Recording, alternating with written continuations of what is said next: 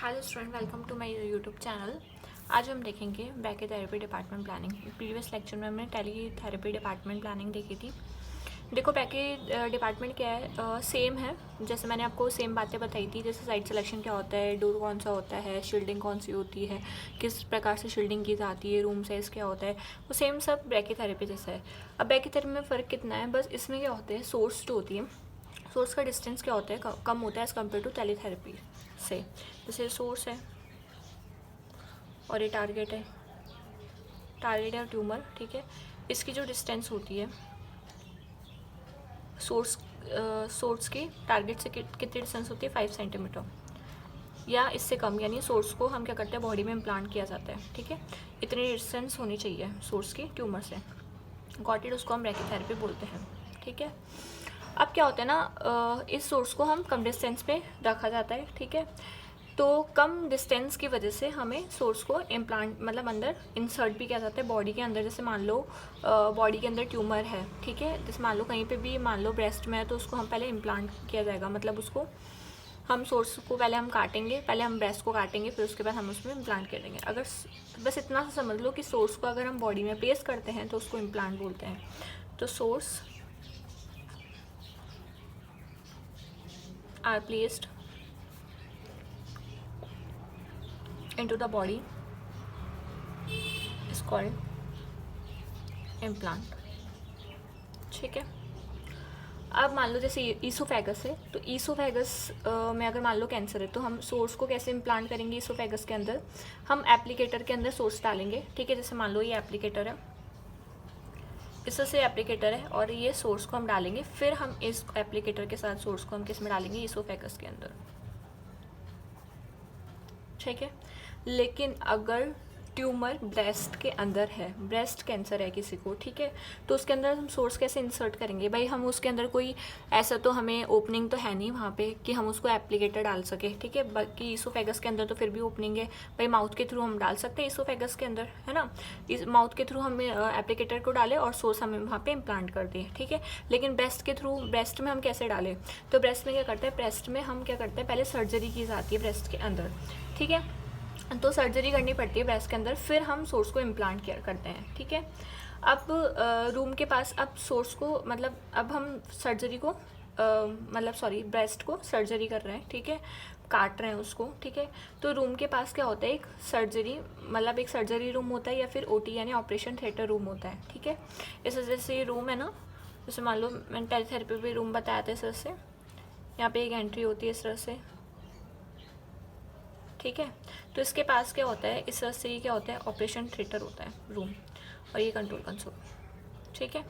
ये होता है कंट्रोल कंसोल रूम, ये होता है टेलीथेरेपी या ब्रैकीथेरेपी वाला रूम बोल सकते हैं, और ओटी इस वजह से पास में जो होता है ऑपरेशन थिएटर पाया जाता है ब्रैकीथेरेपी के अंदर। क्यों पाया जाता है, क्योंकि हमें क्या होती है, सर्जरी की रिक्वायरमेंट होती है, इस वजह से हम ओटी का निर्माण करते हैं रूम के पास, ठीक है। जिसकी जो डिस्टेंस होती है वो 20 मीटर भी हो सकती है कि दूरी पे होनी चाहिए, ठीक है। और वही 20 मीटर की दूरी पे इसके जो टॉयलेट्स वगैरह, कॉरिडोर्स वगैरह ये होने चाहिए, ठीक है। अगर हमें मान लो हमने क्या करा, ब्रेस्ट के अंदर इस तरह से ब्रेस्ट है, इसके अंदर हमने क्या कर दिया, सोर्स इम्प्लांट कर दिया, ठीक है। अब सोर्स को इम्प्लांट मतलब प्लेस को करेक्ट करने के लिए, मतलब सोर्स सही जगह तो लगा है ना, सही जगह प्लेस तो हुआ है ना, तो उसको करेक्ट पोजीशन को मतलब देखने के लिए तो हम उस रूम में क्या करते हैं, हम सीआर मशीन भी प्रेजेंट की जाती है, ठीक है। सीआर मशीन कैसे होती है, इस तरह से सीआर मशीन होती है, इस तरह से मशीन होती है। यहाँ पे जो होता है, यहाँ पे तो क्या होता है, डिटेक्टर, और यहाँ पे जो होता है वो क्या होता है, एक्सरे ट्यूब। एक्सरे ट्यूब इससे रेज आएगी, यहाँ पे पेशेंट लेट जाता है, इससे से रेज आएगी और इस डिटेक्टर यहाँ पे डिटेक्ट हो जाएगी, ठीक है, ठीक है। ये है सियाम मशीन, ओके। तो हमने क्या देखा, रूम में क्या क्या होना चाहिए, एक तो ऑपरेशन थिएटर होना चाहिए पास में, ऑपरेशन थिएटर रूम होना चाहिए, क्यों, फॉर इम्प्लांट के लिए, ठीक है, इम्प्लांट करने के लिए, फॉर इम्प्लांट। और दूसरा सीआर मशीन होनी चाहिए, किसके लिए, for position of the source, मतलब देख सके, टू डिटेक्ट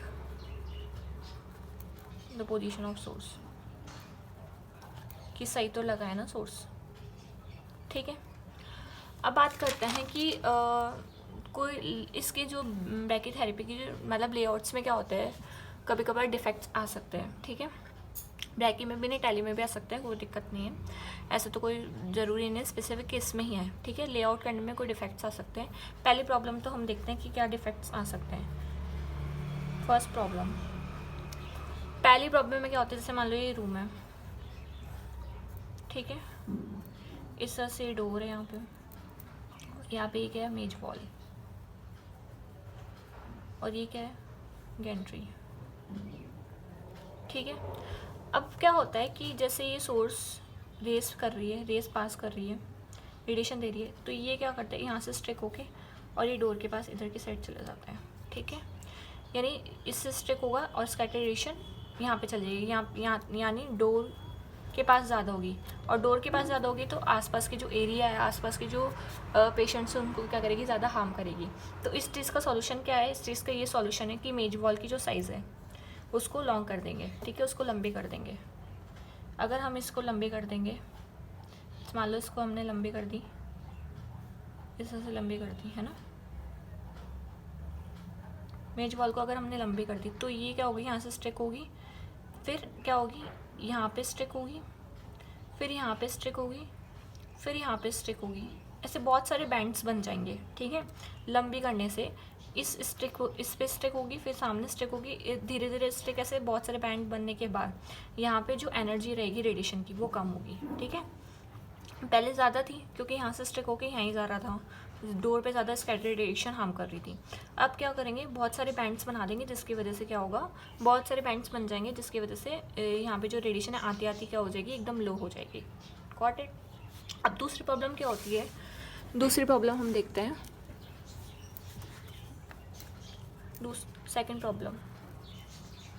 सेकंड प्रॉब्लम ये है कि जैसे मान लो 2 रूम्स है, इस तरह से 2 रूम, एक रूम में एक रूम है, ठीक है, इस तरह से एक एंट्री है, ये भी एंट्री है, ठीक है। यहाँ से रेडिएशन आई, ठीक है, यहाँ से रेडिएशन निकलेगी और यहाँ पे स्टिक होगी, ठीक है, फिर यहाँ से रेडिएशन होगी और यहाँ पे स्टिक होगी। तो यानी इन दोनों के रूम की जो ये वाली जो है, ठीक है, यहाँ पे इस वाली जो पॉइंट है, यहाँ पे क्या होगा, बहुत ज़्यादा हॉट स्पॉट एक क्रिएट हो जाएगा, बहुत ज़्यादा रेडिएशन होगी, ठीक है, इस वाली वॉल पे। तो क्या होगी, ज़्यादा रेडिएशन होगी, यानी आप रूम में जाओगे तो आपको भी बहुत ज़्यादा हार्म करेगी। Got it. तो जिसकी वजह से अगर ये हमें हार्म ना करे तो सॉल्यूशन इसका क्या है, सॉल्यूशन ये है कि एक तो क्या करो, यहाँ पे वॉल क्रिएट कर दो, इन दोनों को अलग अलग कर दो, ठीक है। और वॉल होने के बाद भी ये चीज़ हो रही है तो इस वॉल की क्या है, जो मोटाई है, थिकनेस है, वो इंक्रीज़ कर दो, आर इंक्रीज, ठीक है। इंक्रीज होने से क्या होगा, radiation do not form hot spot, यानी हॉट स्पॉट क्रिएट नहीं करेगी, ठीक है। Got it.